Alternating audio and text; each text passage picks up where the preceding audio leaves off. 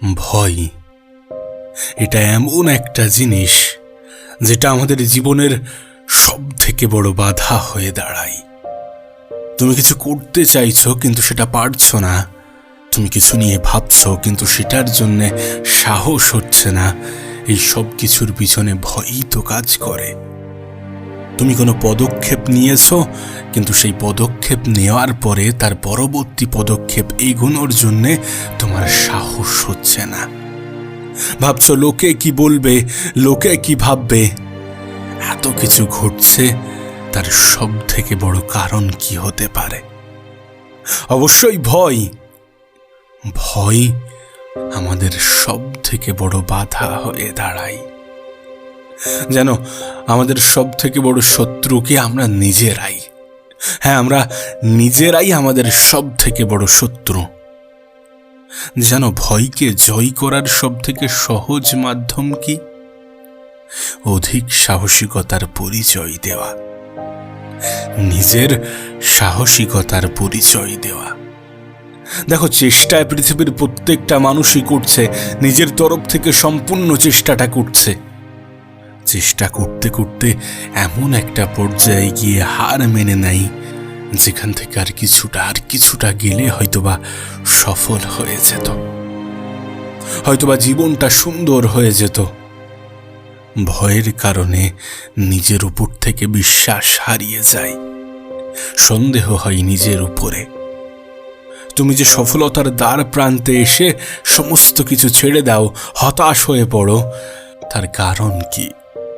তার কারণ হচ্ছে বিশ্বাস, নিজের উপরে বিশ্বাস। তুমি সন্দেহ করো যে আমি কি আদেও পারবো। তুমি ভয় করো যদি না হয় তাহলে কি হবে। একটা কথা মনে রেখো, তোমার জীবনে হারানোর মতো কিছু নেই। তুমি যে ভাবো অন্যরা কি ভাববে, অন্যরা কি বলবে, এখানে মৃত মানুষকে নিয়েও সমালোচনা হয়, এখানে মৃত মানুষকে নিয়েও আলোচনা হয়। তুমি তো জীবিত, তোমাকে নিয়ে আলোচনা হবে, তোমাকে নিয়ে সমালোচনা হবে। তুমি কি ভাবছো মানুষ শুরুতেই তোমার প্রশংসা করবে? না, এমনটা হয় না। শুরুতে কেউই প্রশংসা করে না, কেউই সঙ্গ দেয় না। যখন রেজাল্ট আসতে শুরু করে তখন মানুষ প্রবেশ করতে শুরু করে, কিন্তু শুরুটা নিজেকেই করতে হয় এবং একাকী করতে হয়। যখন তুমি কারোর জন্য অপেক্ষা করবে তখন তুমি পিছিয়ে পড়বে। যখন তুমি নিজের যোগ্যতার উপরে সন্দেহ করবে তখন তুমি পিছিয়ে পড়বে। যখন তুমি ভয় পাবে তখন তুমি পিছিয়ে পড়বে। ভুলে যাও লোকে কি বলবে, ভুলে যাও লোকে কি ভাববে, ভুলে যাও। কারোর ভাবা, কারোর বলাই কোনো যায় আসে না। তুমি কি ভাবছো, কেমন ভাবে ভাবছো, কেন ভাবছো, সেগুলো গুরুত্বপূর্ণ, সেগুলো ইম্পর্টেন্ট। নিজেকে নিয়ে পজিটিভ ভাবতে শুরু করো, নিজের বিষয়ে পজিটিভ ধারণা রাখতে শুরু করো। গোটা পৃথিবী যখন বলছে যে তোমার দ্বারা হবে না, তখন নিজেই নিজেকে বলো যে আমার দ্বারাই হবে, আমিই করে দেখাবো। আবারও বলছি, ভয় পেও না। ভয়ই তোমার জীবনের সব থেকে বড় বাধা হয়ে দাঁড়ায়। ভয় এটা নিয়ে পাওয়া উচিত যে আমি চেষ্টা করছি না।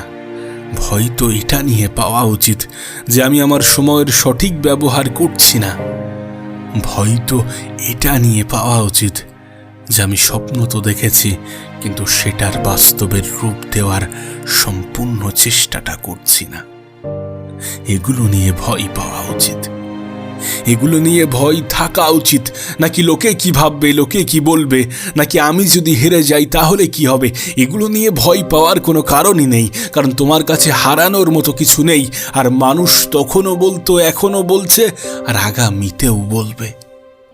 তবে হ্যাঁ, তুমি যদি তোমার জীবনে পরিবর্তন আনতে পারো, তাহলে তোমাকে নিয়ে অপমান করা মানুষগুলো, তোমাকে নিয়ে অবহেলা করা মানুষগুলো, তোমাকে ক্রিটিসাইজ করা মানুষগুলো, তোমাকে নিয়ে ব্যঙ্গ করা মানুষগুলো তোমার প্রশংসা করতে বাধ্য হবে, তোমার প্রশংসা করতে বাধ্য হবে।